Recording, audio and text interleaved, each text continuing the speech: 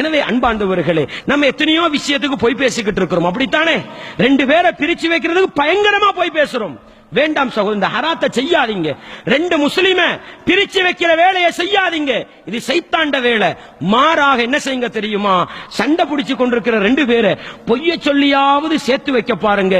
இது படைத்தவன் அல்லாஹ்வுக்கு மிக விருப்பமான ஒரு அமல் என்பதை நானும் நீங்களும் மறந்துவிடக் கூடாது. அதே போன்றுதான் சகோதரர்களே, நானும் நீங்களும் ஒற்றுமையாக வாழ வேண்டுமாக இருந்தால், எங்களை பிரித்தாள வருகின்ற, எங்களுடைய ஒற்றுமையை குழப்ப வருகின்ற ஷைத்தானை அடித்து விரட்ட வேண்டுமாக இருந்தா, எப்பொழுதுமே நம்முடைய உள்ளத்தில் இருக்க வேண்டியது தெரியுமா? மனிதன் மனிதன் தான் என்ற சிந்தனை இருக்கணும். மனிதன் மனிதன் தான் என்ற சிந்தனை இருக்கணும். நான் ஏன் தெரியுமா இதை சொல்றேன்? பல சந்தர்ப்பங்கள்ல நம்ம என்ன தெரியுமா முடிவெடுக்கிறது? மனிதன் மலக்காவி தாண்டு முடிவெடுக்கிறது. அது எங்க தெரியுமா கொண்டு போய்விடும்? நீங்க ஹஸ்ரத்துண்டுவீங்க, பெரிய ஆண்டு நினைப்பீங்க, பயான் பண்றாருன்னு நினைப்பீங்க. ஒரு கட்டம் எனக்கும் உங்களுக்கும் சின்ன ஒரு பிரச்சனை நடந்துரும்.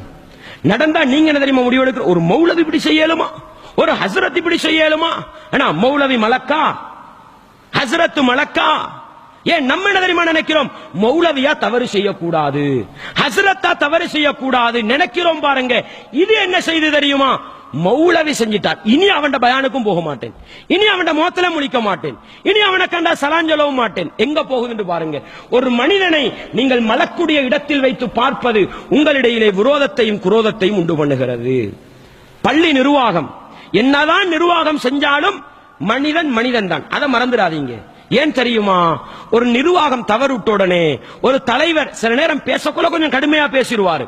ஏன்னா தலைவர் பேசிட்டார், இனி அந்த பள்ளிக்கு போறல்ல. தலைவர் பேசிட்டார், இனி எனக்கு அது பானம், அப்படிதான் முடிவெடுக்கிறது, அப்படித்தானே? ஏன் தலைவர் தவறு செய்ய மாட்டாரா? என்ன முடிவெடுத்தோம் தெரியுமா? தலைவராவின் உடனே மனித அந்தஸ்து இருந்து மலக்குடி அந்தஸ்துக்கு போனான்னு நினைச்சோம். பாருங்க, இதுதான் பிரச்சனை. விளங்குதா? படைத்தவன் அல்லாவே மனிதன் செய்த தவறுகளை எல்லாம் மன்னிக்கும் பொழுது நானும் நீங்களும் மன்னிக்க கூடாதா சகோதரர்களே? நானும் நீங்களும் விட்டுக் கொடுக்க கூடாதா சகோதரர்களே? எனவே உண்ட விளங்கிக்கங்க, எவ்வளவு பெரிய மனிதனாக இருந்தாலும் குர்ஆன் சுன்னாவை நேசிக்கின்றானா, ஷிர்க் பித்அத்தை எதிர்க்கின்றானா, அவன் சில நேரம் மனிதன் என்ற அடிப்படையில் தவறு செய்தால் அந்த தவறுகளை விடுங்க, அந்த தவறுகளை மன்னிங்க, அந்த தவறுகளை சமாளிச்சுட்டு போங்க. அதுதான் என்னையும் உங்களையும் குர்ஆன் சுன்னா என்ற அந்த அணியிலே ஒற்றுமையாக வாழச் செய்யும். இல்லண்டா ஒரு மனிதன் செய்யற சின்ன ஒரு தவற, சொந்த வாழ்க்கையில் விடுகின்ற சின்ன ஒரு பிழைய ஷைத்தான் எனக்கும் உங்களுக்கும் பெரிய மலையா காட்டுவான். அது என்ன தெரியுமா செய்யும்? எங்களுக்கு இடையில உடைச்சுற்றும், எங்களுக்கு இடையில பிரிவினையை கொண்டு வந்துடும். எனவே தெளிவா நானும் இருக்க நீங்களும் இருக்க வேண்டிய இடம், ஷைத்தான் எங்களை பிரிப்பதில் கவனம் செலுத்துகிறான், நாங்கள் ஒற்றுமையாக இருப்பதில் கவனம் செலுத்தி ஷைத்தானை அடித்து விரட்ட வேண்டும்.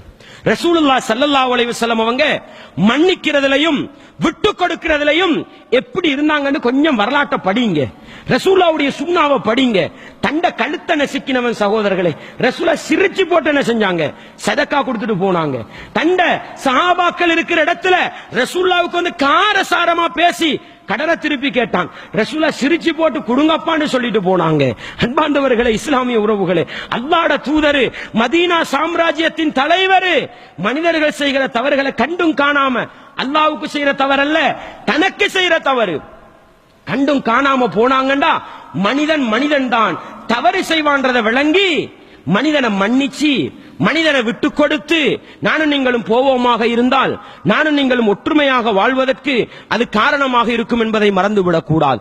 எல்லாவற்றுக்கும் மேலாக எங்களுடைய ஒற்றுமையை பேணிக் கொள்வதற்கு நானும் நீங்களும் முகத்துக்கு முன்னால பேசுற ஒரு பழக்கத்தை உருவாக்கி கொள்ளணும். ஷைத்தான் எங்களை பிரிக்கிறதுக்கு ஆயுதமா வச்சிருக்கிறோம் என்ன தெரியுமா? முகத்து முன்னுக்கு பேச விட மாட்டான், எதையும் முகத்து முன்னுக்கு பேச விட மாட்டான், முதுகுக்கு பின்னுக்கு பேச வைப்பான். இதுதான் எங்களை உடைக்கும் சகோதரர்களே. இது முனாஃபிக்குகளுடைய பழக்கம் சகோதரர்களே. ஏன் முனாஃபிக்குகளுடைய பழக்கம்? இது உண்மையான மூமின்களுடைய பழக்கம் அல்ல. முனாஃபிக்குகள் நரகத்தின் அடித்தளத்துக்கு சொந்தக்காரர்கள். அன்பாண்டவர்களே, நம்ம என்ன தெரியுமா செய்யணும்? ஒரு சகோதரன் தவறு செய்கிறானா, அவன் முதுகுக்கு பின்னுக்கு போய் பேசுறதை விட்டுட்டு முன்னால போய் சொல்லும், சகோதரனே நீங்க செய்யறது தவறப்பா, நீங்க செய்யறது பிழையப்பா, நீங்க ஒரு பள்ளி தலைவர் இப்படி செய்யலாமா, நீங்க மிம்பர்ல பயான் பண்ற மௌலவி இப்படி செய்யலாமா, நீங்க 5 நேரம் தொழுவிக்கிறவர் இப்படி செய்யலாமா அப்படின்னு முகத்துக்கு முன்னுக்கு பேசுங்க, முகத்துக்கு முன்னுக்கு அட்வைஸ் பண்ணுங்க, முகத்துக்கு முன்னுக்கு புத்திமதி சொல்லுங்க. இது எங்களுக்கு இடையில ஆழமான பிணைப்பை கொண்டு வரும், ஆழமான பிணைப்பை கொண்டு வரும். நீங்க எனக்கு முதுகுக்கு பின்னால பேசினீங்கன்னு கேள்விப்பட்டா இது ஆழமான பிளவை கொண்டு வரும். மிச்சம் கவனமா இருக்கணும் சகோதரர்களே. நீங்க என்ன முன்னுக்கு பேசினீங்கடா, சில நேரம் முன்னுக்கு நான் அட்டாக் பண்ணினாலும் உங்களை தனிமையில என்னை யோசிக்க சொல்லும். என்னதான் விரோதியா இருந்தாலும் ஏண்ட தவிர முன்னுக்கு சொல்லி தந்தானே அப்பா, இவன மாதிரி 10 பேர் இருக்கணுமே உள்ளம் சொல்லும். சில நேரம் முகத்துக்கு முகம் எதிர்த்துட்டு போனாலும் உள்ளம் உங்களை புகழும் சகோதரர்களே, உள்ளம் உங்களை புகழும். ஆனா ஏண்ட தவற கண்டுட்டு முன்னுக்கு சொல்லி தராம பின்னால போய் கதைச்சிட்டு போவீங்கண்டா, அது எனக்கு கேள்விப்பட்ட இவனெல்லாம் மனுஷனாப்பா அப்படின்னு என்ன செய்யும், நண்பர்களையும் பிரித்து விடும்.